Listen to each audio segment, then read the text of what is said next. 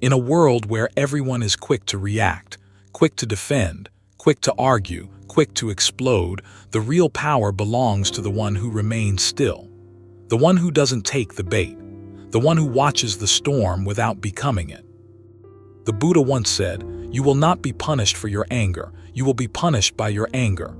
Let that sink in. Because the moment you react, you give your power away. But when you master the mind, when you train yourself to respond with silence instead of rage, no one can control you. Not with words, not with chaos, not with fear. This is the essence of Buddhist wisdom. To rise so far above the noise that nothing can touch your peace. And in this video, I'm going to share with you 7 powerful lessons that will train your mind to do exactly that. If you're tired of being triggered, if you want to become untouchable and unshakable and deeply calm, then listen closely. Because once you understand this, you'll never react the same way again. 1. Detachment is the key to inner power. In this world, most people live like leaves in the wind, tossed around by opinions, emotions, and circumstances they cannot control. One harsh word from someone and their entire mood collapses. One small failure and they begin to question their worth. This happens because they are attached to approval, success, comfort, reputation, and outcomes. Buddhism refers to this as upadana, which means clinging or grasping. It's this mental and emotional clinging that becomes the root of suffering. The Buddha taught that suffering doesn't come from what happens to you, but from how tightly you cling to what you want to happen. You cling to being liked, to being right, to being in control. And every time life does not meet your expectations, your peace is shattered. Why? Because your happiness was never truly yours. It was rented out to external things.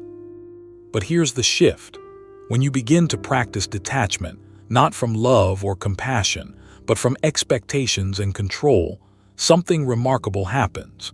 You realize that nothing outside of you has the power to disturb your inner stillness unless you give it that power. Detachment doesn't mean you stop caring. It means you care deeply but with wisdom. You show up with love. You act with intention, but you no longer tie your identity to the result. Whether someone praises you or insults you, it doesn't move you. Whether you win or lose, it doesn't define you. Your center remains still. This is not coldness. This is clarity. Because when you stop reacting emotionally to everything, you create space. And in that space, peace grows. When you truly detach, you become like a tree in a storm, rooted, calm, unshaken. If someone insults you, you don't need to respond. You smile because you understand their words are a reflection of them, not you. If someone praises you, you smile the same way because you know your value was never based on what anyone thought in the first place. This is inner power. The person who no longer depends on anything external to feel okay becomes untouchable. You don't react. You don't resist. You observe. You breathe. You let go. And in that letting go, you stop being controlled by the world and start mastering yourself. That's when true peace begins. And from that peace, unshakable power rises. 2. Observe, don't absorb. One of the greatest skills Buddhism teaches is the art of watching without reacting. Life constantly throws emotions, words, and energies at you. Some pleasant, many unpleasant. People project their pain, their insecurities, their anger. Situations arise that seem unfair or frustrating. And in those moments, most people absorb everything. They carry it in their chest. They let it swirl in their minds. And soon they become what they were reacting to. They get angry because someone else was angry. They feel heavy because someone else dumped their negativity on them. But here's the truth. You don't have to absorb the energy around you. You can observe it and let it pass. Buddhist mindfulness practice, especially through Vipassana meditation, trains your mind to become like a still lake. No matter what drops into it, a stone, a leaf, a storm, it creates ripples, yes, but it always returns to stillness. In the same way, your mind can witness what's happening without becoming what's happening. When someone speaks with anger, observe the anger but don't catch it. See it for what it is, a temporary wave passing through their own suffering. When someone criticizes you unfairly, notice how it affects your body and mind, but don't become that reaction. Breathe. Watch. Let it rise and let it fall. You are not your thoughts. You are not your emotions. You are the awareness behind them, the silent observer that remains steady no matter how loud the mind becomes. This awareness gives you freedom because once you realize that every feeling, every thought, every judgment is just a passing cloud, you stop chasing them. You stop fearing them. You stop letting them control your behavior. Think of it like this. If someone hands you a burning coal but you don't grab it, you don't get burned. But if you grab it and hold on to it, now you suffer. That's what absorbing others' negativity does to you. It turns you into a mirror for their pain.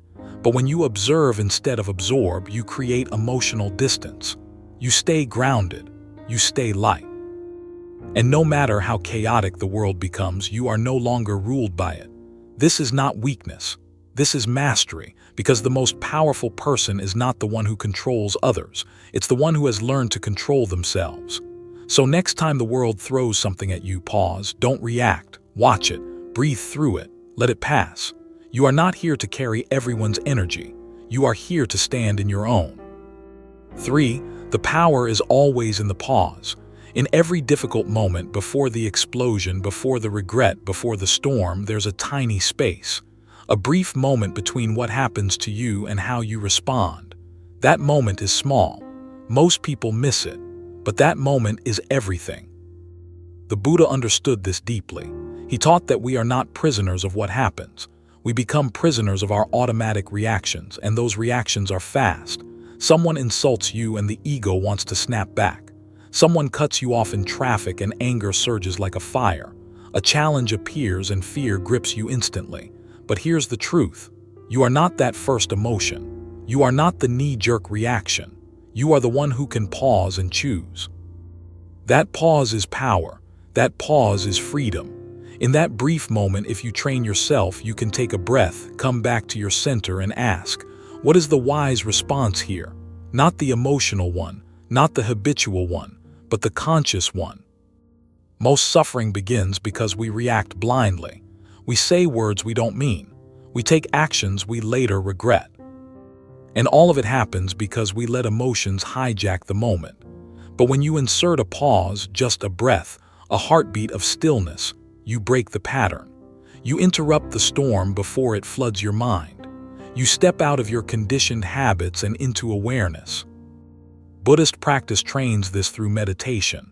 You sit, you watch the breath. A thought comes, a sensation arises, but you don't act. You pause. This rewires your brain. It teaches you to feel without reacting, to notice without being controlled. The more you practice this, the stronger your pause becomes. You go from instantly reacting to instantly observing. You learn to speak not to hurt, but to heal. You learn to act not out of impulse, but from grounded clarity. And over time, you realize the pause didn't just prevent damage, it created space for wisdom. You didn't just avoid reacting. You rose above the chaos. That's real strength. Not how fast you react, but how deeply you can pause. Because in that pause, you gain your power back. You reclaim your inner space. And from that stillness, you move with intention, not emotion. So next time something shakes you, remember, you don't have to react. You can pause, you can breathe. And in that breath, you become free. 4. Let the fire burn out on its own. When someone throws anger at you, the natural instinct is to throw it back. You feel the heat rising in your chest. Your thoughts race. And suddenly you're in a battle of emotions, trying to prove, defend, or destroy. But Buddhism offers a radical and liberating truth. You don't have to fuel the fire. You can let it burn out on its own. The Buddha taught that hatred is never ended by hatred. Not once in human history has more anger healed another's anger. Only non-hatred, only understanding and stillness can bring peace. When someone directs negativity towards you, they are handing you a torch. If you take it, the fire spreads. But if you refuse to pick it up, it dies. That's what inner mastery looks like. It's not about being passive or weak.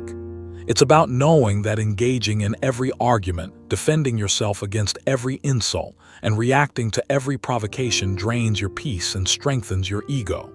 The ego wants to fight, but the soul wants to stay free. Imagine this: someone comes to you full of rage, they scream, they insult, but you remain calm, you don't argue, you don't defend, you simply let them speak. And when they're done, you choose silence. No reaction, no emotional response, just presence. At first, it may confuse them, then it disarms them, because they realize something they never expected. They can no longer control you. Your refusal to respond is not weakness. It's a higher form of power. Because when you don't return anger with anger, you don't carry it in your heart. You stay light. You stay free. Think of it like this. If someone hands you a heavy rock and you refuse to carry it, who holds the burden?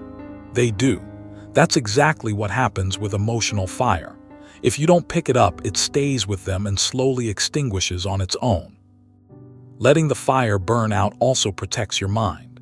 Every reaction you make strengthens a habit in the brain. If you keep responding to negativity with more negativity, you train yourself to be reactive, angry, and unstable. But if you consistently choose calmness and space, you rewire your mind for peace, for wisdom, for control. You become like a stone temple in the middle of a storm. No matter how hard the wind blows, it cannot be moved. That's who you're becoming. A person whose peace can't be disturbed because you've learned that your energy is sacred and you refuse to waste it on meaningless fires. So next time someone tries to pull you into their drama, ask yourself, is it worth my peace? Do I need to light my own soul on fire just to win this moment? The answer is no. Stay quiet. Stay centered. Let their fire burn out while you remain untouched by the flames. Because your peace is not something they can take. It's something you protect with your silence, your awareness, and your refusal to be moved. 5. Silence is the language of the wise. In a world where noise is constant, opinions are allowed, and everyone seems to be in a race to be heard, silence has become rare and powerful. Buddhism teaches us that silence is not simply the absence of words. It is the presence of deep awareness. It is the space where wisdom lives. In the Dhammapada it is written, "Better than 1,000 hollow words is one word that brings peace," and sometimes even that one word is unnecessary. The person who has mastered silence doesn't need to explain themselves. They don't need to fight for attention or prove their worth or out-talk anyone. They speak when it is necessary. They stay silent when it is wise. And when they do speak, their words carry weight because they are rooted in clarity, not reaction. You see, when you speak from a place of ego, you often say things that bring regret. You say too much. You defend too hard. You argue too long. You lose your peace just to win an argument that in the end didn't matter. But when you begin to cultivate inner silence, you realize that not every action deserves a response. Not every opinion needs a reaction. Not every insult needs to be answered. This doesn't mean you allow people to walk over you. It means you have become so secure within yourself that you no longer feel the need to prove anything. You realize that your worth is not found in how loud your voice is, but in how steady your spirit remains. Silence is not weakness. Silence is control. It is the ability to stay grounded when provoked. It is the decision to not let external chaos stir your internal peace. When someone attacks you with words, you are faced with two choices. You can react, defend, and fire back, playing the same game of ego. Or you can remain silent, not out of fear but out of deep understanding. Because you know their words are a reflection of them, not you. And here is where silence becomes your armor. Imagine someone shouting at you, trying to provoke you, expecting you to break, but you say nothing. You look at them not with hate, not with arrogance, but with complete stillness. That stillness speaks louder than any words could. It says, "I do not fear you. I do not need your validation. And I will not give you the power to control my state of mind." That is power. That is spiritual maturity. And that is the language of the wise. The Buddha himself was a master of silence. He would sit quietly when questioned by those who wanted to trap him with words. He knew engaging with ignorance often fuels it. Silence, on the other hand, often dissolves it. When you choose silence over reaction, you do three things. You protect your energy. Words are powerful.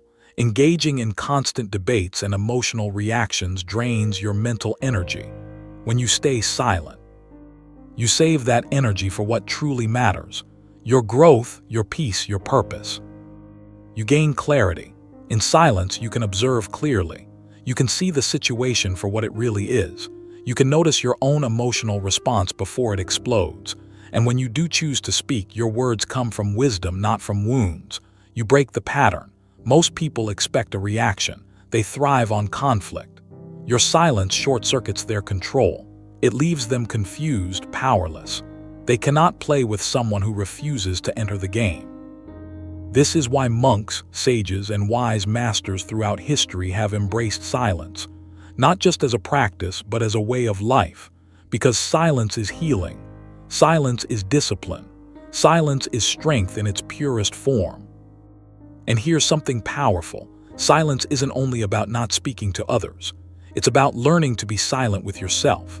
How often do we drown in mental noise, judging ourselves, worrying, reliving the past, fearing the future? True silence is when your thoughts no longer control you, when your mind becomes still like a calm lake, and your awareness simply observes without fear, without craving, without noise. That kind of silence is not just powerful, it's transformational.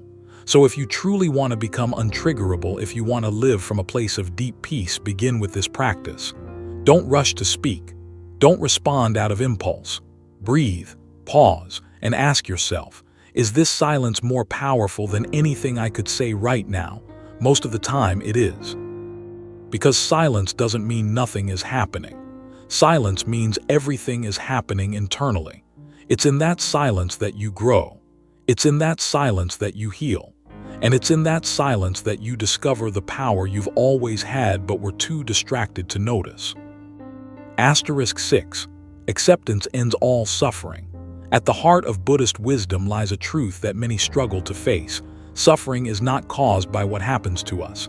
It is caused by how we resist what happens. We suffer not because life is difficult, but because we believe it shouldn't be. We resist the pain, the loss, the discomfort, the unfairness. And in that resistance, we create a storm inside ourselves. The Buddha taught that all suffering arises from craving, from wanting reality to be something other than it is. We crave certainty in an uncertain world. We crave comfort in a world that constantly shifts. We crave control in a universe that owes us none. But life will not always go according to your plan. People will hurt you. Dreams will break. Health will fade. Loved ones will leave. And no amount of control, worry, or resistance will change that. That's why acceptance isn't weakness. Acceptance is liberation. Now let's be clear. Acceptance does not mean you like what's happening. It doesn't mean you approve of injustice, betrayal, or failure. It means you stop fighting reality with your mind. You let go of the mental war that keeps you stuck, bitter, and exhausted. When something painful happens, your first instinct might be to say, "This shouldn't be happening." But that thought alone doubles your suffering. You feel the pain of the event and the pain of resistance. Acceptance, on the other hand, is saying, "This is what is. I don't have to love it, but I don't have to fight it either." Imagine you're caught in the rain with no umbrella. You can scream at the sky, curse the clouds, and get angry about being wet. Or you can breathe, feel the raindrops, and simply walk. Either way, you're getting wet. But only one path brings peace. This is what Buddhist acceptance looks like. It's an internal surrender to the truth of the moment, not because you're giving up, but because you're waking up. You're waking up to the reality that resisting the present moment only deepens your suffering. You're waking up to the understanding that peace doesn't come from changing what is, but from being at peace with what is. This doesn't mean you stop striving. It means you stop arguing with life as it unfolds. You do what you can. You change what is within your control, but you no longer poison your soul with rejection of what's beyond it. Acceptance also frees you from people's behavior. You can't control how others act. People may disrespect you, misunderstand you, or mistreat you. You could spend your life trying to fix them, or you could accept who they are and set clear boundaries from a place of peace, not rage. When you accept others as they are, not in resignation but in recognition, you take back your emotional power. You stop needing them to behave a certain way to be okay. You stop being controlled by their actions, and instead, you live from a place of inner stability, even with them. Even with yourself, acceptance is the first step to transformation. You can't change what you haven't accepted. You can't heal from something you're still denying. Accept your flaws, your mistakes, your shadows. Not because you want to stay there, but because only from full awareness can you begin to evolve. And here's the beautiful paradox. The moment you stop resisting your pain, it begins to soften. The moment you stop running from your fear, it begins to lose its grip. The moment you say, "This is how it is right now," you create space for peace to enter. Acceptance isn't the end. It's the beginning. It's the moment you stop pushing and start flowing. You stop being a prisoner to outcomes and start becoming a master of your inner world. Let's take this deeper. When you accept life, you align yourself with reality. And in that alignment, things begin to shift. Not because you force them, but because you no longer block them with resistance. Peace, clarity, and strength arise naturally. You are no longer swimming upstream against life. You are flowing with it, adjusting with grace, moving with wisdom. This doesn't mean life gets easier. It means you get stronger. You are no longer shaken by every change, every loss, every discomfort, because you've stopped expecting the world to behave a certain way. You've stopped needing the moment to be perfect in order to be at peace. So when something painful happens, instead of saying, "Why me?" try saying, "What now?" Instead of collapsing into resistance, rise into awareness. Breathe, feel, let it be. You don't have to like it, you don't have to stay in it, but you don't have to fight it either. Acceptance is your doorway to freedom. It doesn't erase the challenge, but it removes the suffering around the challenge. It opens your heart to clarity and shows you what's next without the noise of resistance clouding your mind. Because once you learn to accept what is fully, openly, without judgment, you become the calm in the storm. You stop being a victim of circumstance. You stop being ruled by fear, and you begin to walk through life with the quiet confidence of someone who knows, "I can handle whatever comes because I no longer need to fight it." That is real peace, and that peace is available to you right now, not when life gets easier, but when you stop resisting it. 7. The compound effect of focused energy. In the teachings of the Buddha, there's a principle that often goes unnoticed, yet it quietly governs the transformation of every serious practitioner. It is the principle of compounded attention, where small, consistent actions of the mind, repeated over time, lead to deep, irreversible change. In Buddhism, this is tied closely with the concept of bhavana, the cultivation of mental qualities through continuous practice. In simple terms, it means this: where you focus your energy, your life begins to move. And when that focus is stable, when it's calm and intentional, even the smallest inner efforts become incredibly powerful over time. But here's the challenge most people face: they scatter their energy everywhere. They get triggered by every comment, distracted by every notification, pulled by every emotional wave. Their attention jumps from past regrets to future fears, from social media to internal drama, from goals to doubt, from stillness to chaos. Every few minutes, this scattered attention is not just exhausting, it's powerless. It keeps your energy diluted. It keeps your mind reactive. It keeps your spirit restless. Buddhism teaches the opposite path. It says, pull your energy back. Bring your attention to this moment, train it, sharpen it, focus it like a beam of light, and then direct that focused energy toward growth, peace, and clarity. This is not something you do once. This is something you do every day, with every breath, with every reaction you choose not to have, with every negative thought you observe instead of obey, with every act of stillness in the face of noise. And what happens over time is something beautiful and almost invisible. You begin to change from the inside out, not because you forced yourself, but because you cultivated yourself. Let's understand this deeply. Imagine a drop of water falling on the same stone every day. One drop seems meaningless, but drop after drop after drop, eventually the stone is reshaped. Your mind is the same. Each moment you return to awareness, you reshape it. Each time you choose presence over reaction, you strengthen your discipline. Each time you sit in silence instead of lashing out, you build inner power. These tiny shifts may feel small in the moment, but over time they compound. They create lasting change that becomes who you are, not because you're trying hard, but because you've trained well. This is what creates real transformation, not sudden motivation, not big declarations, but steady attention, quiet discipline, consistent mindfulness every day. And here's the miracle. The more you focus your energy inward, the more peace you feel outward. The more centered you become, the less the world can disturb you. And the more present you are, the more life begins to flow in harmony with your spirit. This is not about perfection, it's about alignment. You begin to live in sync with what matters most. Your values, your inner truth, your path. Distractions lose their pull, triggers lose their power, and peace is no longer something you chase. It's something you embody. Now some might ask, but what if I failed before? What if my focus slips? What if I lose control? Sometimes the answer is simple: begin again. Begin again and again and again. That is the path of practice. Even great monks, even masters, have wandered in thought, stumbled in emotion, and slipped into old habits, but they returned. They brought their focus back, and with every return they became stronger. You don't need to be perfect to change your life. You just need to be committed to coming back to your breath, to your center, to your practice. This kind of focused energy is not aggressive. It's not about forcing or pushing.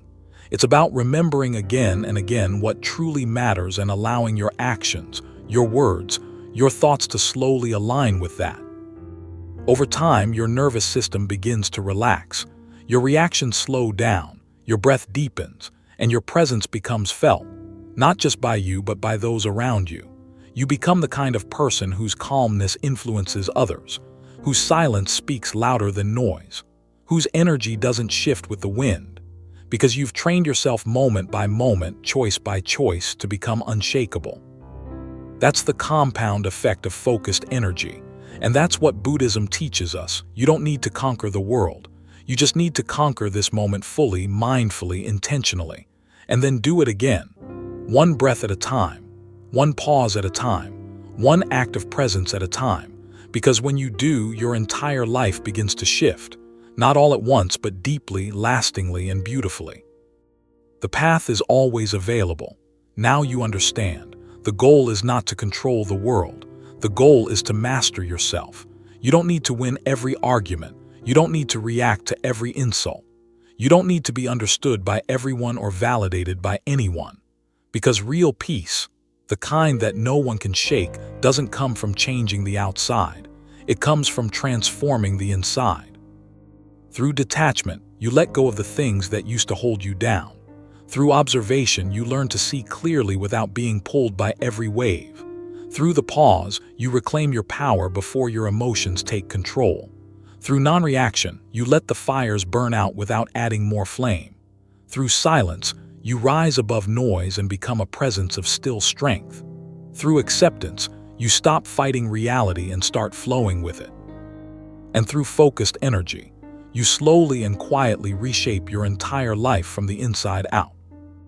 This is not an overnight transformation. It is a daily practice, a moment-to-moment return to stillness. But the more you walk this path, the more unshakable you become. People may still try to trigger you. Life may still test you, but you will no longer be ruled by it. You will observe it, you will understand it, and you will remain untouched by it. That is true freedom. That is real strength. So the next time life tries to pull you off center, remember, you are the mountain. You are the silence. You are the space between stimulus and response. And in that space, nothing can touch you. Folded Hands Buddha Inner Journey *. Subscribe for wisdom on emotional mastery, becoming untriggerable, and building unshakable inner peace.